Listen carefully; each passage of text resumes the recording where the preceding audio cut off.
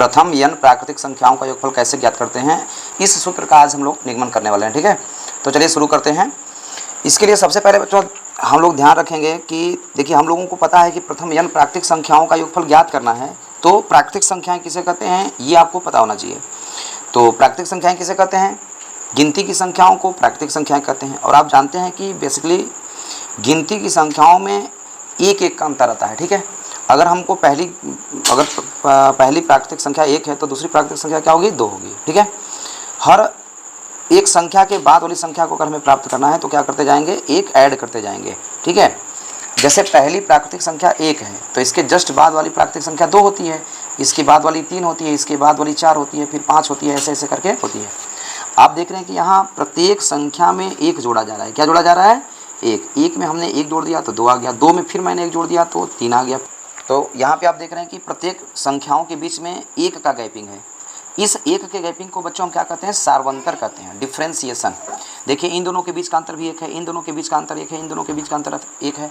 आप इस तरह से देखेंगे कि प्रत्येक संख्याओं के बीच का सार्वंतर है वो एक आएगा। ठीक है, तो अगर हम यहाँ पे प्राकृतिक संख्याओं से बनने वाली श्रेणी बनाएं तो क्या बनेगी, देखिए प्रथम n प्राकृतिक संख्याओं से बनने वाली श्रेणी क्या होगी, उसको मैं पहले बना देता हूँ। तो यहाँ लिखेंगे AP सच दैट क्या हो जाएगा, मान लेता हूँ मैं प्रथम प्राकृतिक संख्या A है तो दूसरी क्या होगी, A प्लस D होगी। ये D क्या है, यही सार्वंतर है। देखिए इनके बीच का जो अंतर एक है ना, डिफ्रेंसिएशन 1, इसी को मैं यहाँ पे लिख रहा हूँ। ठीक है, एक D हो गया और इसके बाद A प्लस 2D, ये बताइए तीसरी संख्या, इसमें फिर एक D जोड़ूंगा ना, इसमें फिर एक D जोड़ूंगा तब 2D हो जाएगा, फिर इसमें एक D जोड़ूंगा तो अगली संख्या क्या आ जाएगी, A प्लस 3D। ठीक है, इस तरह से हम अनंत तक संख्याएं प्राप्त कर सकते हैं। ठीक है बच्चों, अब हम जान गए हैं कि प्रथम प्राकृतिक संख्या 1 होती है और अगली प्राकृतिक संख्या प्राप्त करने के लिए हमें एक ऐड करना पड़ता है। ठीक है, तो यहाँ पे हम मान सकते हैं कि माना तो प्रथम संख्या क्या हो जाएगी, प्रथम संख्या A है और प्रथम प्राकृतिक संख्या 1 ही होती है।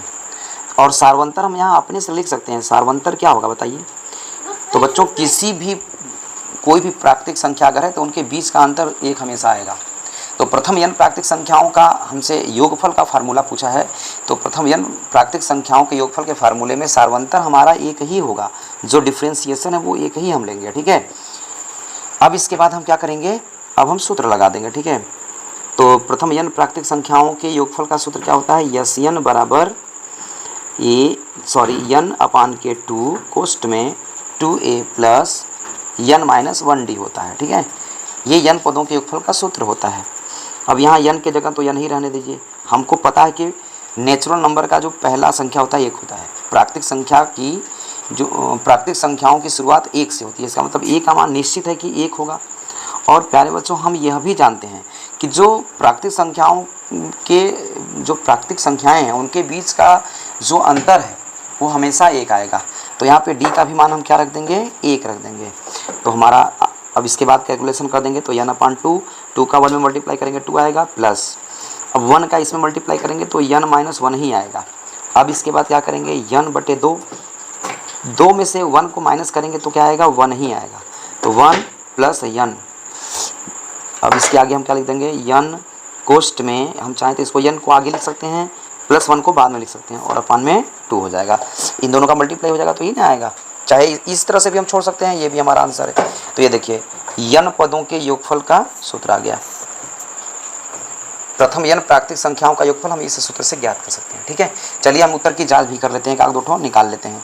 जैसे मान लीजिए प्रथम 5 प्राकृतिक संख्याओं का योगफल निकालना है, तो प्रथम 5 प्राकृतिक संख्याएं 1 2 3 4 और 5 हैं। अगर हम इनको ऐसे जोड़ें तो 5 4 9 3 12 2 14 1 15 आ रहा है। और फार्मूले से देख लेते हैं, तो प्रथम 5 का पूछा है तो n का मान क्या हो जाएगा, 5। तो 5 यहाँ रख देंगे n की जगह 5, और 5 प्लस 1 यहाँ हो जाएगा 5, 5 प्लस 1 5, 5 प्लस 1 अपान में 2, तो हो जाएगा 5 गुणे 6 बटा में 2 से इसको डिवाइड कर देंगे इस 6 को तो 3 आ जाएगा, और इसका मल्टीप्लाई करेंगे तो 15। देखिए आया ना, इसका मतलब हमारा ये जो हमारा फार्मूला आया है वो सही है बच्चों। ठीक है, तो इस तरह से हम इस फार्मूले को प्रूव कर सकते हैं। बहुत आसान है बच्चों। ठीक है, धन्यवाद।